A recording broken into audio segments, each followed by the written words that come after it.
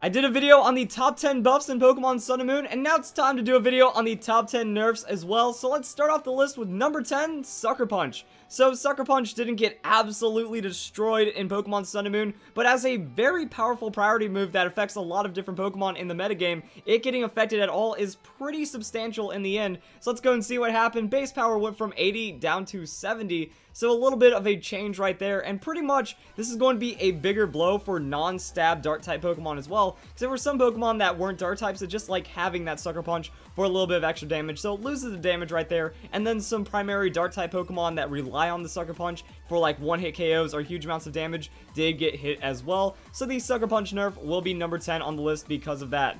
Number 9. Mega Sableye. Now, Sableye didn't have a nerf to its stats or primary moves at all. This is a much deeper problem that happened to Mega Sableye. Now, Prankster is going to be later on this list as a huge nerf as well, so that does affect Sableye pre-Mega Evolution, but another thing that happened to Sableye is that Mega Pokemon got a quote-unquote buff.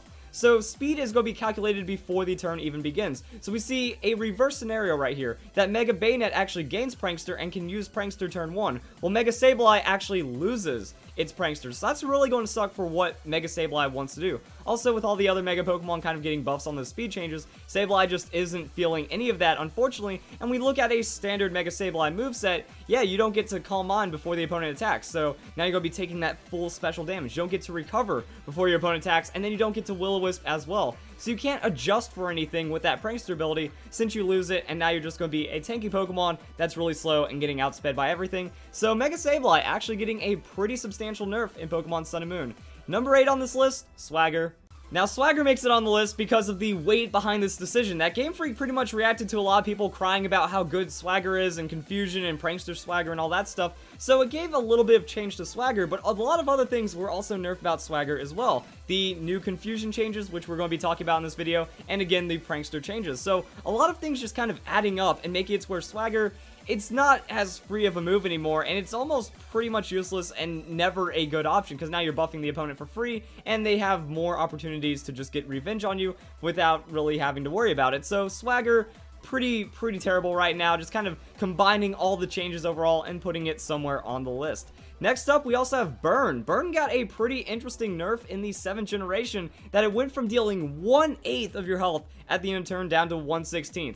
Now, this is massive, because tank Pokemon that were getting like Scald Burned or Will-O-Wisp, they would actually start suffering that, you know, Leftovers does not cancel out 1/8, but Leftovers does cancel out 1/16. So now tank Pokemon get to run free if they're burned. They don't have to worry about eventually going down to the damage ticks right there, that they can at least cancel out the burn with their Leftovers and then play like they do. It's not as big of a problem for them, so that's actually really big for tanky type Pokemon. Also, anything that runs burn like Will-O-Wisp or Scald, so I'm going to also add Scald onto the list because one of the main uses of Scald is burning, that it has lower base power than Surf or Hydro Pump, so really there's no reason to run it unless you want that burn. Now, the biggest issue with burn is that it does cause the attack drop, so it cuts your attack in half. That wasn't affected at all, so I wouldn't say that it's the biggest nerf ever, but it is something that actually buffs tank type Pokemon, and it does make it to where it's a little tougher to actually get some momentum out of burn, that the 1/8 that actually adds up and you can just KO Pokemon off of a little bit of chip damage plus that burn. Well, now it's just going to be a little bit of extra damage, and you're primarily using it because of the attack drop and not for the damage.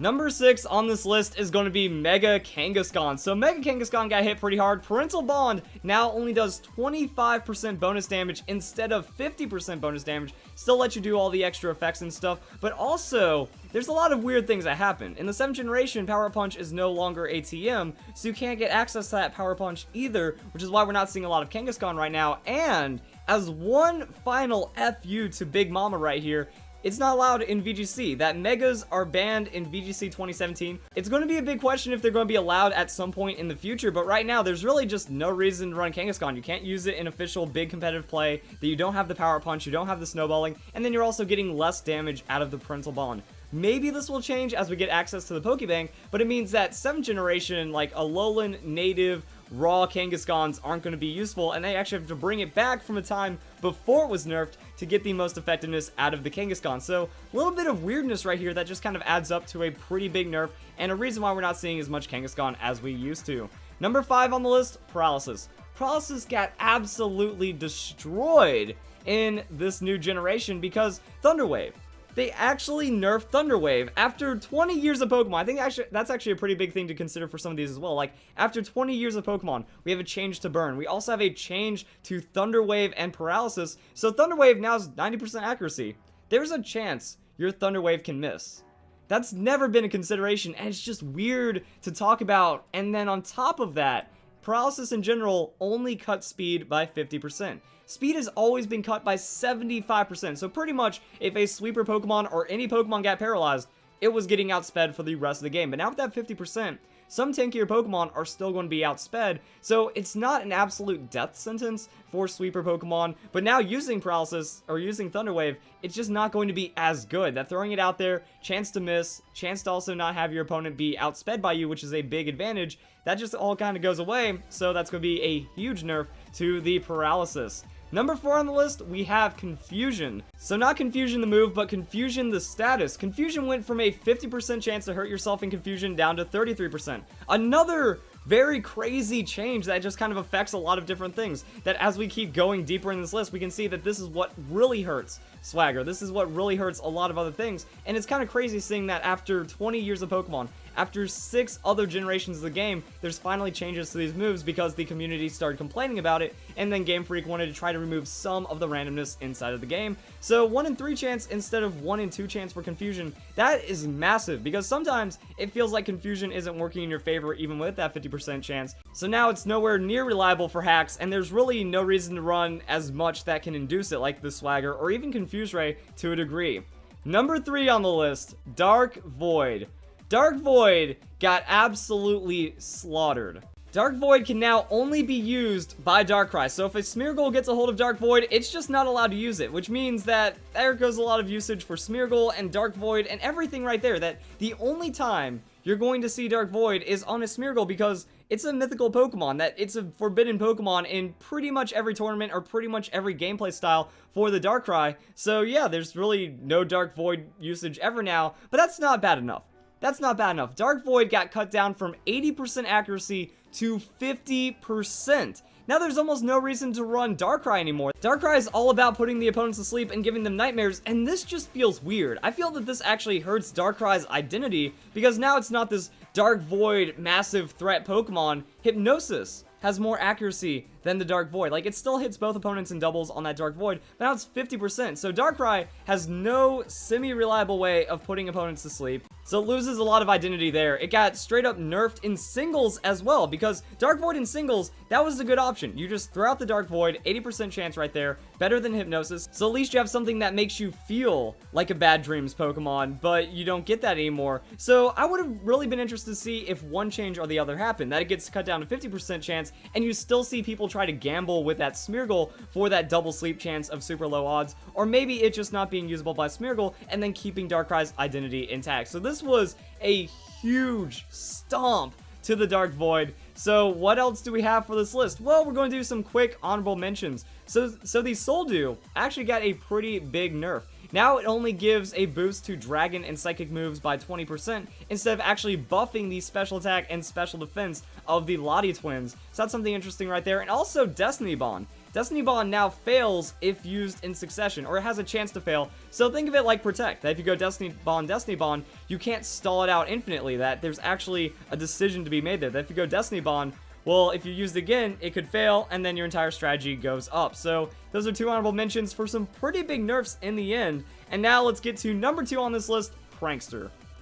Prankster, it was cool. You had this priority, you had status, you can play some games with the opponent, but now it does not affect Dark-type Pokemon. So not that Prankster Pokemon can't damage any Dark-type Pokemon, because that'd be a little too busted, but any move that's being affected by Prankster, so a status move gaining priority, will not affect a Dark-type Pokemon. Well, that hits every Prankster Pokemon. This is a huge shutout. It's an entire typing. It'd be like if randomly Water couldn't affect Ice-type Pokemon, or something like that. That there's just such a big change. It affects even more Pokemon than any other change right here, because you just can't affect an entire typing. But also, as we've seen earlier, Thunder Wave got nerfed, Swagger got nerfed, Will-O-Wisp got nerfed, Confusion got nerfed. The main tools of all of these Prankster Pokemon got nerfed. So now they have less to do, less reliability, doesn't even affect Dark-type Pokemon. Huge huge over adjustment. I'd feel that this is way too much of an overreaction. This is just nerfing everything about Prankster into the ground, and I'm gonna be surprised if we see any reliable Prankster play that maybe isn't even coming out of the Whimsicott. And it's just ridiculous that Dark type Pokemon can come in and ruin a Prankster Pokemon's day. But what could be worse than that? Well, number one, we have Talonflame. The Gale Wings nerf, way too much. Way too much, because now Talonflame goes from being one of the most used Pokemon ever to not even being seen. Like, it's really crazy, because I had this epiphany when I was, like, going on the battle spot and not seeing anyone running Talonflame, or just not hearing anything about Talonflame.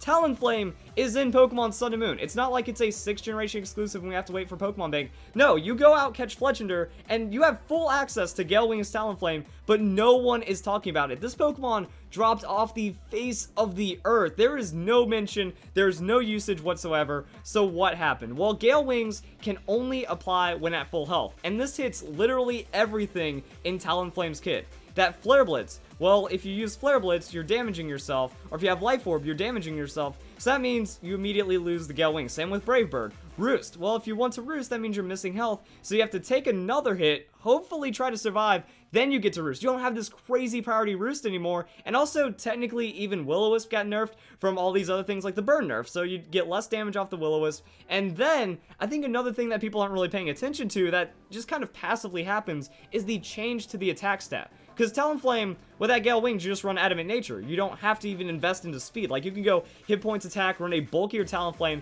that gets more damage. But now if you want to run Talonflame, well, you can't do Life Orb, so you have to Choice Band. So now you're 100% locking yourself in Choice, and you also need a Jolly Nature. That way you can make sure you can outspeed everything. So we're losing damage, we're losing reliability, we're losing priority, we just lose everything on the Talonflame. So it was the perfect change for making Talonflame not even viable. Like, that's how big of a nerf it was. Talonflame got taken down. Like, they didn't even have to remove Gale Wings. Just change it a little, and then it's going to be completely different. Now, what I wish came out of this is that new Pokemon ended up with the Gale Wings ability. We saw some interesting buffs like Torkoal getting the Drought ability. I would like to see some other older bird Pokemon maybe pick up the Gale Wings, or some newly introduced Pokemon get Gale Wings as well, since now it's not as dangerous of an ability to just go slapping around on things. But it does open up some potential for the new generation. Maybe some power will be restored back in Talonflame, but I don't even know. So there we go, guys. Some of these nerfs, absolutely insane in the scheme of the 7th generation, and it's actually removing viability off of entire Pokemon, which is crazy to think about. So if you guys enjoyed the video, those are the biggest nerfs in Pokemon Sun and Moon. I hope you all have a nice day. Thank you very much for watching.